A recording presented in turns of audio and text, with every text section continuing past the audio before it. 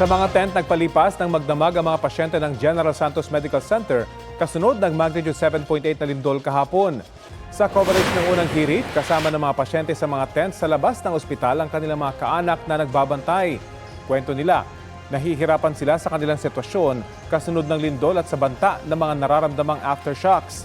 Pati na rin sa mainit na panahong nararanasan sa lugar. Ayon sa pamunuan ng ospital, hanggang umaga lang mananatili sa labas ng ospital ang mga pasyente.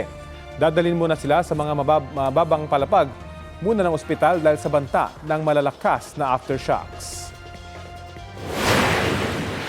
Inalaw lang namin sila kagabi na manatili dito kasi they're still afraid because of the strong aftershocks. Kaya namin sila iniikot to ask them kung pwede na sila makapasok and request them because of the heat. Hospital sustained minor damage only. Kaya po binigyan na kami kahapon ng clearance to return inside the hospital.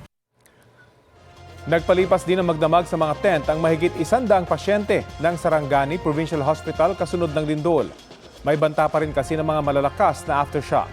Binisita at ininspeksyon ni Health Secretary Ted Arbosa ang kalagayan ng mga pasyente at inalam ang ginagawang hakbang ng ospital.